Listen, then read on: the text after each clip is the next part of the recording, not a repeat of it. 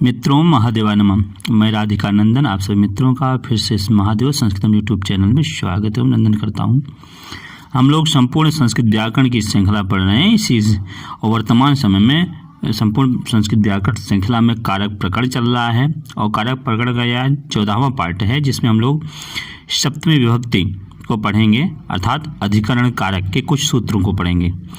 उसमें कुछ दो हैं सूत्र जिसको आज हम पढ़ेंगे, आधारोधिकरणम और सप्तम्यधिकरणे चा। इन दो सूत्रों को पढ़ेंगे। आधारोधिकरणम या संज्ञा सूत्र है और सप्तम्य अधिकरणे चा ये विभक्ति विधायक सूत्र हैं।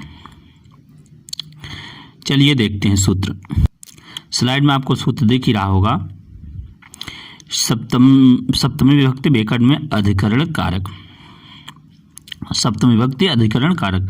और सप्तमी विभक्ति का सूत्र है अधिकरण कारक का, उसमें पहला सूत्र है आधारोधिकरणम।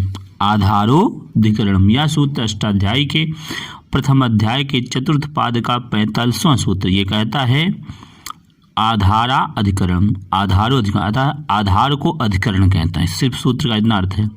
अब आधार को अधिकरण कहते हैं। अधिकरण उसे कहते हैं जो कर्ता का आधार और कर्म का आधार हो, वही अधिकरण है। ऐसा समझे, सूत्र में सिर्फ ये संज्ञा विधायक सूत्र है, अधिकरण संज्ञा विधायक सूत्र है। ये सिर्फ इतना कहता है कि आधार ही अधिकरण है। और किसका आधार? तो कर्ता और कर्म का आधार, अर्थात वाक्य में कर्ता का आधार और कर्म का आधार जो है उसी को अधिकरण कहते हैं। अब यदि हम देखें तो अधिकरण के भेद यदि देखें, अर्थात आधार के भेद देखें तो आधार के भेद 3 प्रकार के होते हैं। आधार के भेद कितने हैं? 3 हैं।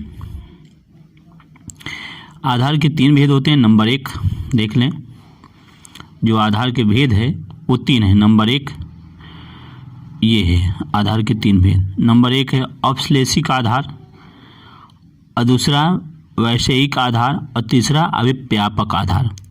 औपश्लेषिक, वैषयिक, अभिव्यापक। औपश्लेषिक क्या है? ये मानसिक आधार, ये भौतिक आधार है।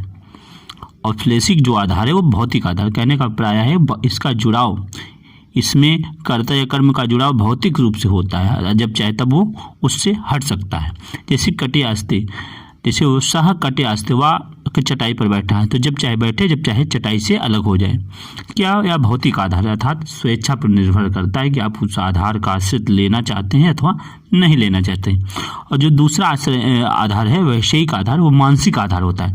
जैसे मोक्ष इच्छा अस्ति, अर्थात मन में मोक्ष की इच्छा है, तो ये मानसिक आधार है, अर्थात आप मन से इच्छा का आधार मोक्ष को मानते हैं, इसलिए।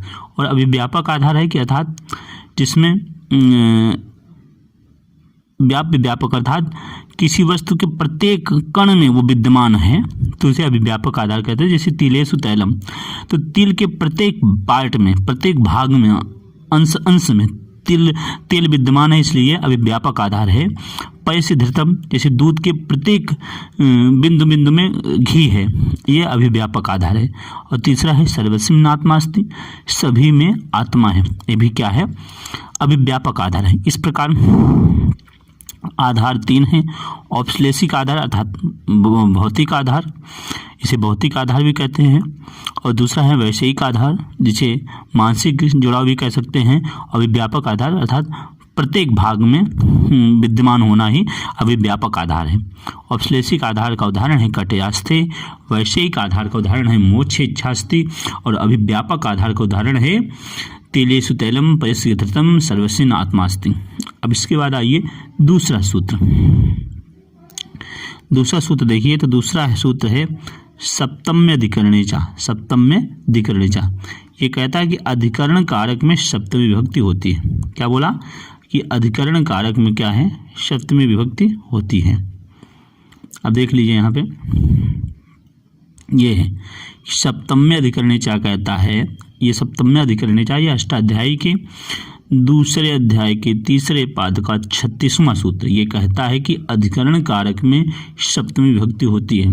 इसके पहले जो भी हम लोगों ने पढ़ा आधारो अधिकरणम, वो अधिकरण कारक संज्ञा करता है, और जो ये सूत्र पढ़ रहे हैं ये उस अधिकरण कारक में सप्तमी विभक्ति का विधान करने वाला सूत्र है सप्तम्य अधिकरणे चा, अर्थात जहाँ जहाँ अधिकरण होगा उसमें सप्तमी विभक्ति होगी। जैसे वयम गृहे वसामा, हम सब घर में रहते हैं।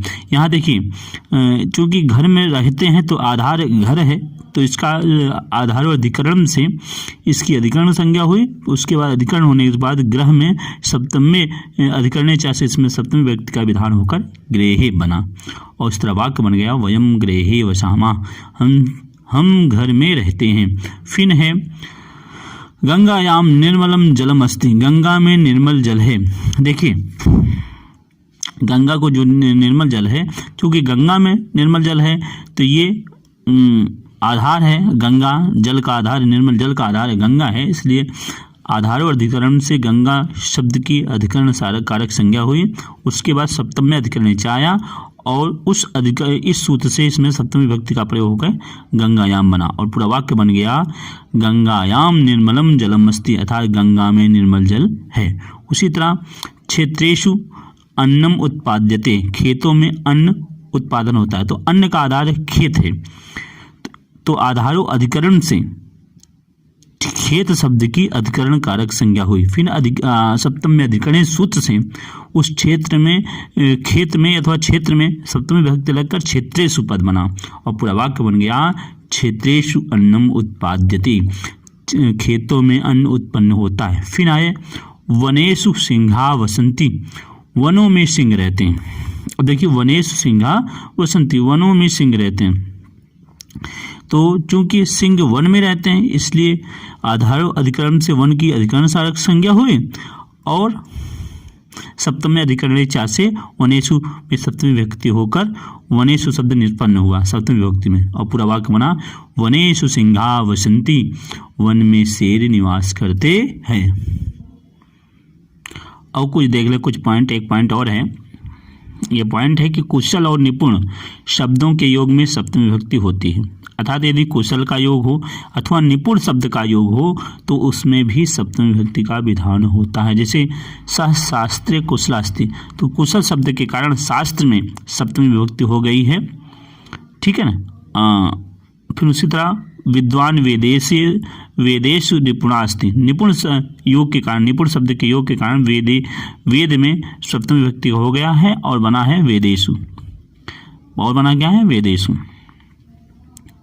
तो इस वीडियो में इतना ही। नेक्स्ट वीडियो में हम लोग साधु प्रयोग और यतस्य निर्धारण पढ़ेंगे। तो उम्मीद है वीडियो आपको पसंद आया होगा। यदि वीडियो पसंद आया तो चैनल को सब्सक्राइब करें, लाइक करें, शेयर करें। कल नेक्स्ट सुबह 7:30 बजे हम लोग साधु प्रयोगे वार्तिक के साथ और यतस्य निर्धारण सूत्र के साथ मिलते हैं। तब तक के लिए महादेवाय नमः।